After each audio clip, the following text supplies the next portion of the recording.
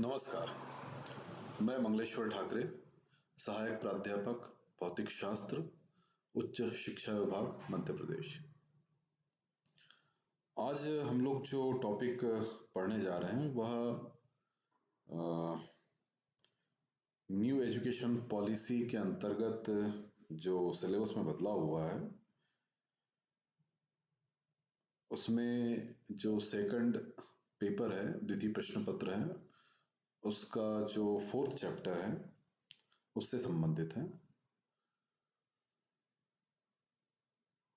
जो new education policy है तो बीएससी फर्स्ट ईयर में फिजिक्स सब्जेक्ट में जो द्वितीय प्रश्न पत्र है उसमें जो 4th चैप्टर है वह है विरूप्य पिंडों की यांत्रिकी, जिसको अंग्रेजी में बोला जाता है मैकेनिक्स ऑफ डिफॉर्मेबल बॉडीज। तो इस चैप्टर में तो बहुत सारे आर्टिकल्स हैं, बहुत सारे पॉइंट्स हैं जिन पर स्टेप बाय स्टेप बातें होगी। ठीक है, completely step by step completely हम उन पर बात करेंगे वन बाय वन। पर एक लेक्चर में तो ये पॉसिबल नहीं है, आप भी समझते हैं इन बातों को। तो आज जो पहला हम लेक्चर रिकॉर्ड कर रहे हैं, इस लेक्चर में इस चैप्टर के जो सबसे फंडामेंटल कॉन्सेप्ट्स हैं ना, जो बेसिक कॉन्सेप्ट्स हैं, हम सिर्फ उन पे बात करेंगे। तो विरूप्य पिंडों की जो यांत्रिकी है,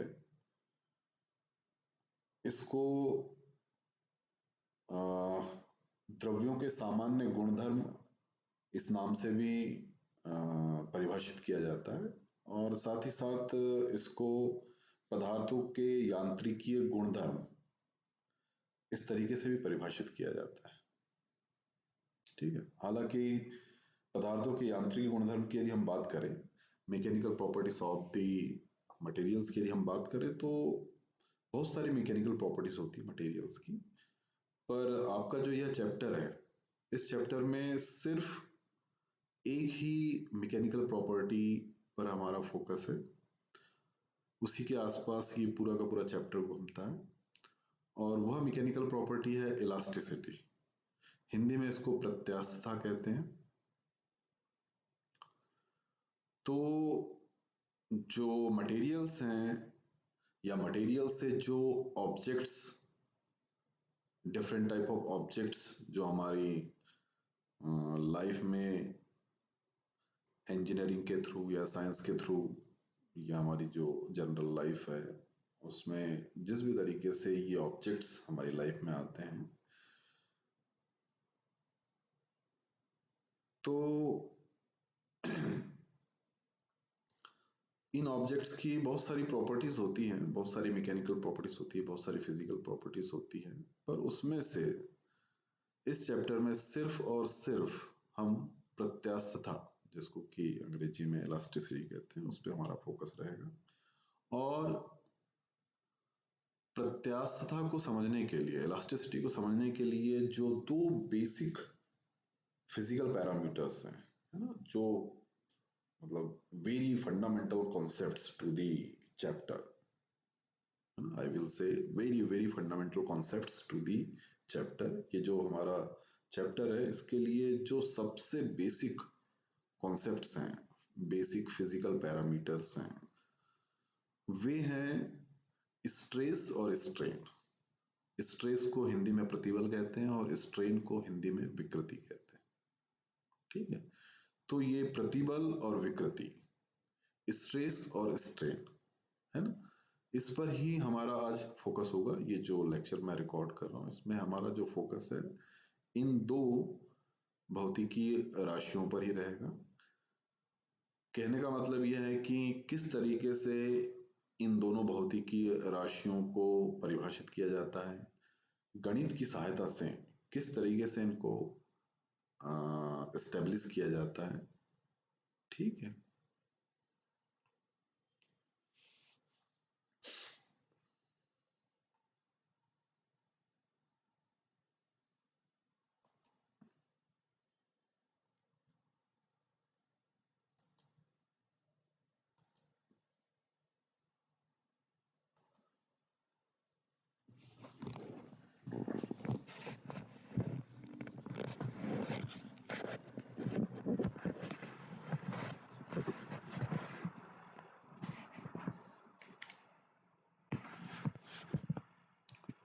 तो हम लोग जो हमारा डिस्कशन है वह हिंदी में ही करेंगे।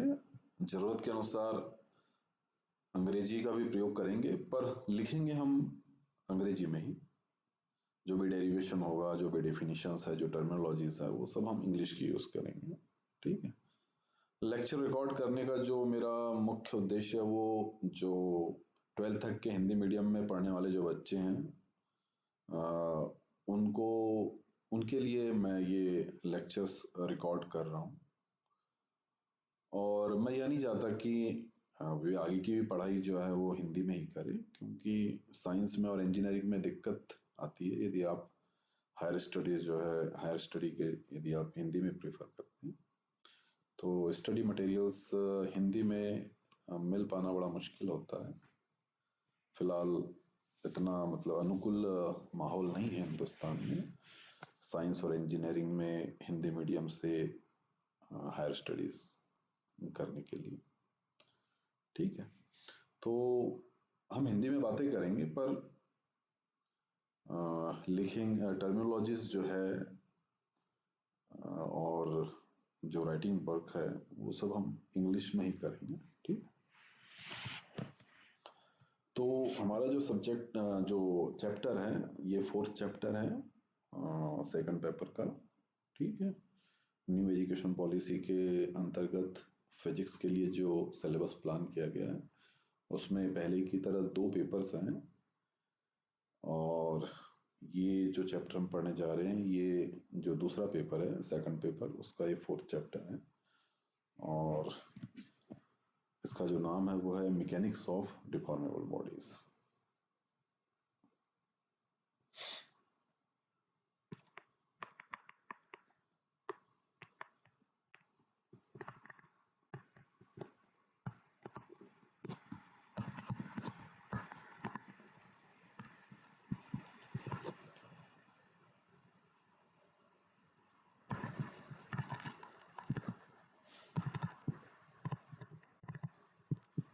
ठीक है। विरूप्य पिंडों की यांत्रिकी, डिफॉर्मेबल बॉडीज। डिफॉर्मेबल मतलब जिसको हम डिफॉर्म कर सकते हैं। कोई ऑब्जेक्ट, किसी मटेरियल का कोई ऑब्जेक्ट यदि आपको दिया गया है और आप उस पर एक्सटर्नल फोर्स अप्लाई करके किसी भी तरीके से उस पर बल लगाकर यदि आप उसके आकार को, उसकी आकृति को यदि बदल देते हैं या उसमें बदलाव आ जाता है, तो हम कहते हैं कि ये डिफॉर्मेबल बॉडी है, ये किसी ऐसे मटेरियल से बनी जो कि डिफॉर्मेबल है। ठीक है। तो इस तरीके की जो बॉडीज हैं, ऑब्जेक्ट्स हैं, कहने का मतलब ऐसे मटेरियल्स जो कि डिफॉर्मेबल है, जिनसे बने हुए ऑब्जेक्ट्स डिफॉर्मेबल हैं, उनकी मैकेनिक्स, उनकी यांत्रिकी की हम बात कर रहे हैं। ठीक है। तो हमारा जो फोकस है, जैसे मैंने कहा कि इस चैप्टर को आप मैकेनिकल प्रॉपर्टीज ऑफ मटेरियल्स इस तरीके से भी इंट्रोड्यूस कर सकते हैं। ठीक है। पर मैकेनिकल प्रॉपर्टीज जो है, किसी भी मटेरियल की बहुत सारी मैकेनिकल प्रॉपर्टीज होती हैं, और इलास्टिसिटी जो है उनमें से एक मैकेनिकल प्रॉपर्टी है। और ये जो चैप्टर है, 4th चैप्टर 2nd पेपर में, इसमें पूरा का पूरा फोकस जो है इलास्टिसिटी पर ही है। ठीक है। तो we are going to work on the elasticity, one of the mechanical properties of material, which is elasticity। तो हम उस पे वर्क करने जा रहे हैं, उस पे हमारा डिस्कशन उसी से रिलेटेड है। ठीक।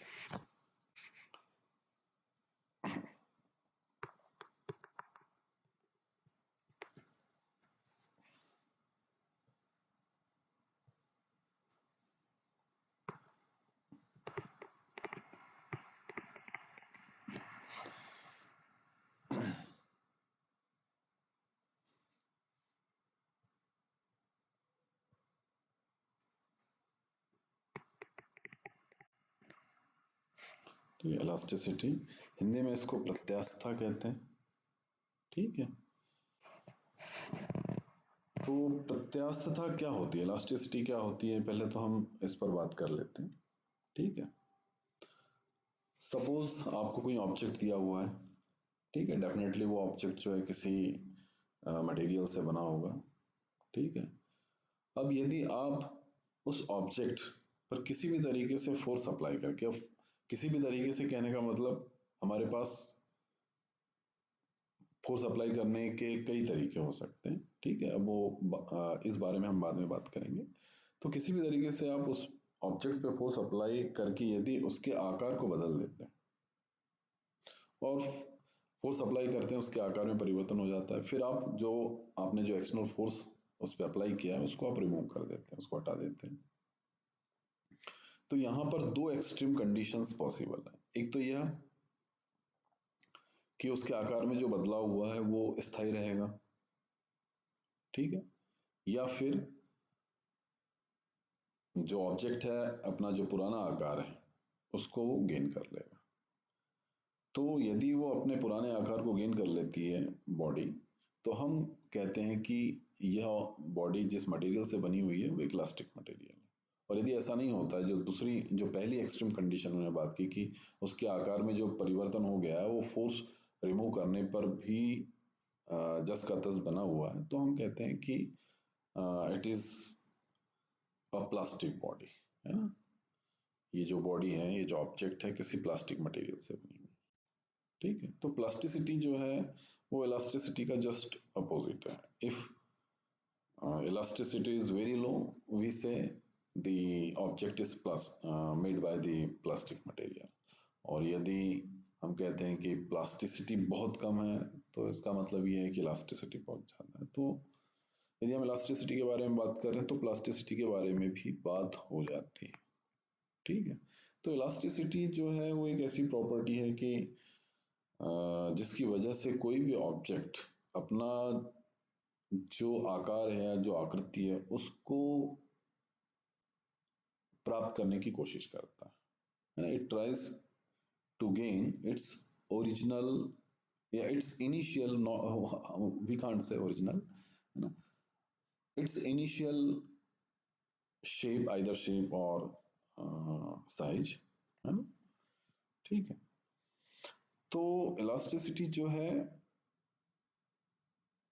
इलास्टिसिटी किसी भी मटेरियल का अपना इनहेरेंट प्रॉपर्टी होता है, उसका आंतरिक गुणधर्म होता है। ठीक है, अब आंतरिक गुणधर्म हम क्यों कह रहे हैं, क्योंकि वो ऑब्जेक्ट जिस मटेरियल से बना होता है, वो मटेरियल जिस एटम से या मॉलिक्यूल से बने होते हैं, तो ये प्रॉपर्टी जो है ये अपने इनिशियल शेप या साइज को फिर से प्राप्त करने की जो उसकी प्रवृत्ति होती है, उसका जो गुणधर्म होता है, ये कहाँ से आती है? ये उसके जो मॉलिक्यूल्स और एटम्स के बीच में जो लगने वाले जो inter atomic, inter molecular forces होते हैं, उनकी वजह से ये एग्जिस्टेंस में आती है।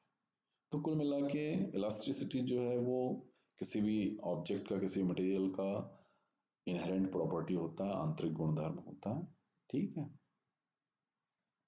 अब हम आज का जो हमारा लेक्चर है, आज का जो हमारा लेक्चर हम रिकॉर्ड कर रहे हैं, इसमें हमारा फोकस सिर्फ दो फिजिकल पैरामीटर्स पे हैं, है ना, जो कि इस पूरे चैप्टर को समझने के लिए जहाँ तहाँ हमको उनकी ज़रूरत पड़ेगी। तो हमें उन दो जो फिजिकल पैरामीटर्स हैं, जो भौतिक राशियाँ हैं, उनको हमको अच्छे से समझना होगा। तो इसमें पहली जो भौतिक राशि है वो है स्ट्रेस।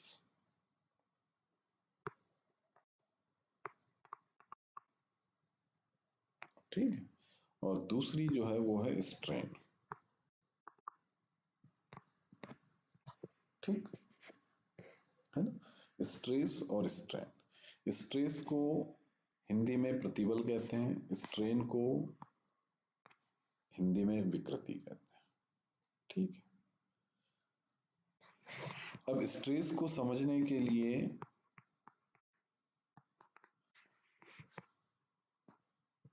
आपको दो तरीके के जो फोर्सेस हैं उनके बारे में पहले समझना होगा, है ना। एक तो सपोज कोई ऑब्जेक्ट आपको दिया हुआ है, उस ऑब्जेक्ट को डिफॉर्म करने के लिए या किसी भी कारणवश उस पर फोर्स अप्लाई होता है, तो हम उस फोर्स को कहते हैं एक्सटर्नल डिफॉर्मेबल फोर्स या डिफॉर्मिंग फोर्स। है ना, एक्सटर्नल डिफॉर्मिंग फोर्स, है ना, ठीक है। कुल मिला के एक्सटर्नल फोर्स है, चूंकि वो ऑब्जेक्ट को डिफॉर्म कर देता है तो वी से इट इज डिफॉर्मिंग फोर्स, ठीक है। और दूसरा जो है, एक दूसरा फोर्स, जब हम उस बॉडी पर deforming force, external force apply करते हैं, तो बॉडी के मटेरियल के जो मॉलिक्यूल्स एटम्स हैं उनकी वजह से एक इंटरनल फोर्स उस एक्सटर्नल फोर्स के अगेंस्ट वर्क करता है, ठीक है। तो उस फोर्स को बोलते हैं restoring force. Why it is called restoring force? Because it helps to, it is responsible behind to restore the initial shape of the object। चूंकि ये जो ऑब्जेक्ट है उसका जो इनिशियल शेप या साइज है उसको रिस्टोर करने के लिए रिस्पॉन्सिबल होता है। This is why this internal force is called restoring force. तो इस तरीके से दो फोर्सेस होते हैं, एक तो डिफॉर्मिंग फोर्स होता है, एक होता है डिफॉर्मिंग फोर्स,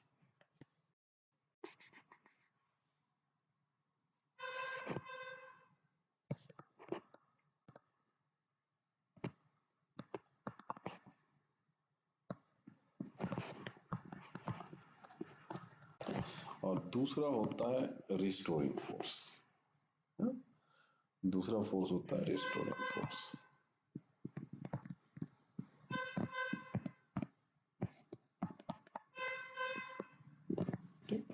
डिफॉर्मिंग फोर्स जो है ये एक्सटर्नल फोर्स है, जो किसी एक्सटर्नल एजेंसी के हेल्प से हम जो ऑब्जेक्ट है, गिवन ऑब्जेक्ट है, सब्जेक्टेड ऑब्जेक्ट है, उस पर अप्लाई करते हैं, ठीक है। रिस्टोरिंग फोर्स जो है it is internal force, it is inherent, it comes into existence because of the inherent nature of the material, है ना। मटेरियल्स के जो मॉलिक्यूल्स हैं, एटम्स हैं, उनके बीच में जो इंटरमोलिकुलर इंटर एटॉमिक फोर्सेस होते हैं, है ना, उनकी वजह से ये फोर्स एग्जिस्टेंस में आता है। डिफॉर्मिंग फोर्स जो है जो ऑब्जेक्ट है उसके शेप या साइज को बदलने का काम करता है, डिफॉर्म करता है उसको। रिस्टोरिंग फोर्स उसका जो इनिशियल शेप है ऑब्जेक्ट का उसको रिस्टोर करने की कोशिश करता है, ठीक। और इक्विलिब्रियम की कंडीशन में सपोज वी से deforming applied deforming force is given by a symbol capital F.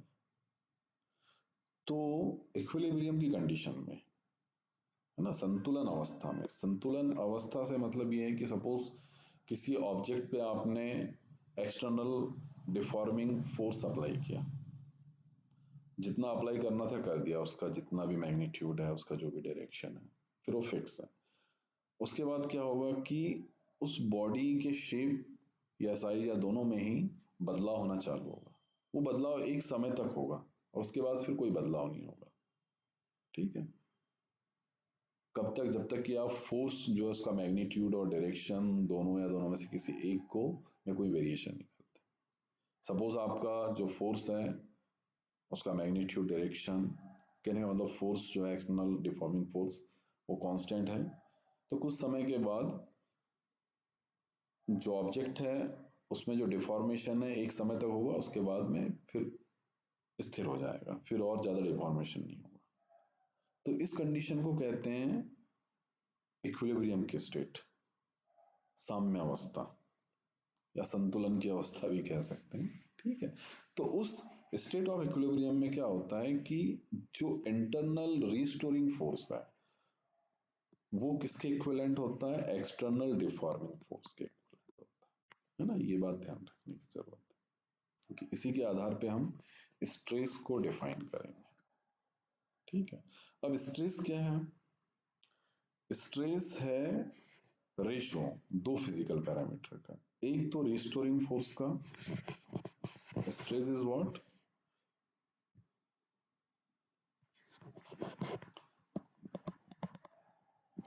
Stress जो है ये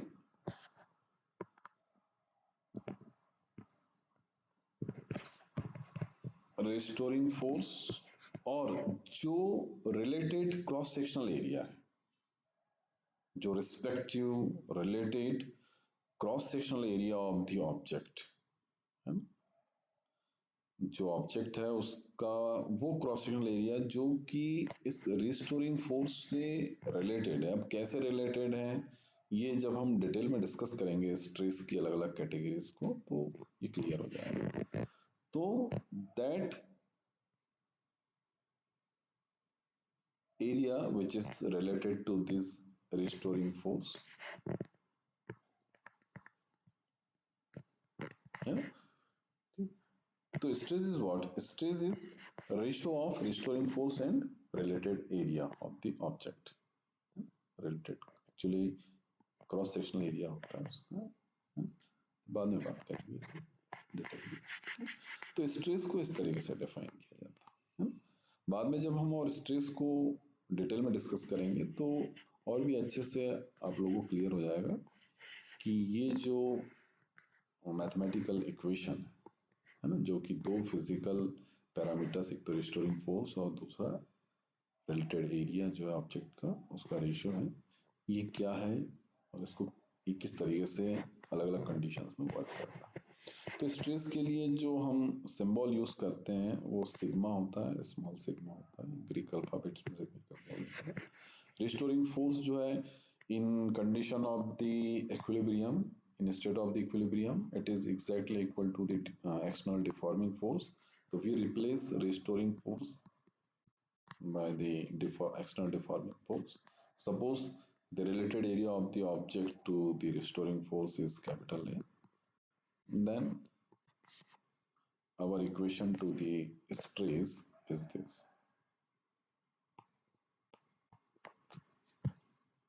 Okay. हाँ, मैं यहाँ पे कुछ चीज़ें हिंदी में बताना भूल गया। जो डिफॉर्मिंग फोर्स है इसको विरूप्य बल कहते हैं, बाह्य विरूप्य बल, और रिस्टोरिंग फोर्स जो है इसको प्रत्यानयन बल कहते हैं। ठीक, चलिए अब हम जो स्ट्रेन है विकृति उसको डिफाइन करते हैं। ठीक है, तो यहाँ पर मैं बहुत ज़्यादा डिटेल में डिफाइन नहीं करूँगा स्ट्रेन को, है ना। जो नेक्स्ट लेक्चर हम रिकॉर्ड करेंगे उसमें डिटेल में इसको डिस्कस करेंगे, क्योंकि यहाँ पे जो भी मेरी टाइम लिमिट मैंने फिक्स कर रखी है उसमें पॉसिबल नहीं है इसको डिटेल में डिस्कस करना। तो मैं इसको शॉर्ट में यहाँ पे आप लोगों से शेयर करूँगा जो भी मैं डिस्कस करना चाहता हूँ, है ना। तो स्ट्रेन जो है, स्ट्रेन को किस तरीके से डिफाइन किया जाता है। सपोज हम कोई ऑब्जेक्ट है, अभी हम जिस ऑब्जेक्ट की बात कर रहे हैं जिसपे कि हम एक्सटर्नल डिफॉर्मिंग फोर्स अप्लाई कर रहे हैं, उसमें डिफॉर्मेशन हो रहा है ना, उसके जो सब्जेक्टेड रिलेटेड एरिया की बात कर रहे हैं, है ना, और जिस तरीके से हम उस सब की हेल्प से हम स्ट्रेस यहाँ पे डिफाइन कर रहे हैं। तो उसी ऑब्जेक्ट का जो सपोज उसका डिफॉर्मिंग फोर्स अप्लाई करने से पहले उसका जो शेप है और डिफॉर्मिंग फोर्स अप्लाई करने के बाद उसके शेप में चेंज आ जाता है। ठीक है, तो उसके शेप में जो चेंज हो गया, change in shape of object divided by original shape of the object is called strain. Strain is what? It is ratio of change in shape of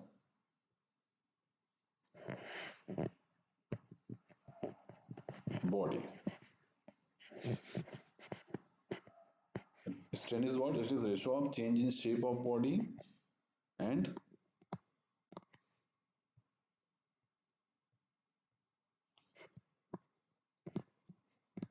original shape of body.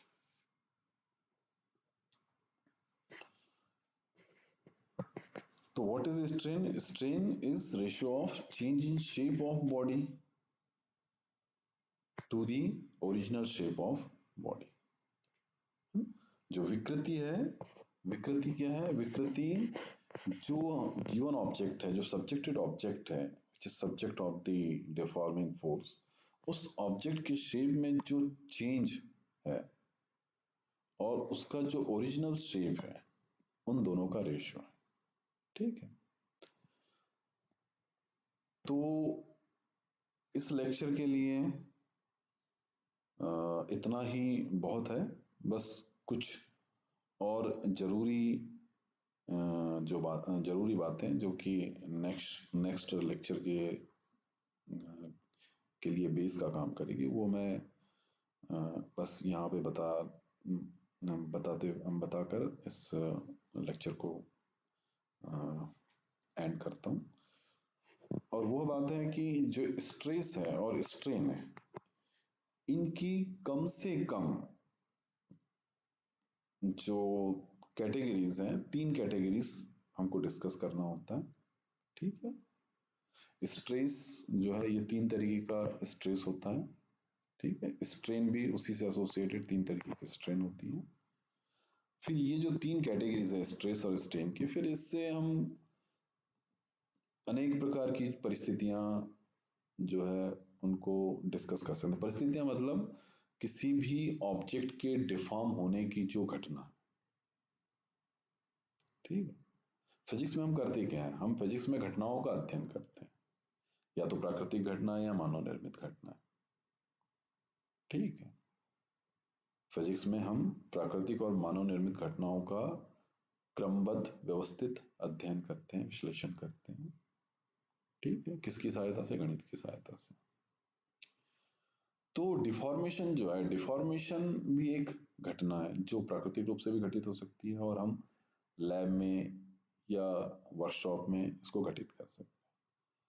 किसी object का deform होना, उसका deformation, उसका विकृत होना कई प्रकार से संभव है, अनगिनत तरीके से संभव है, पर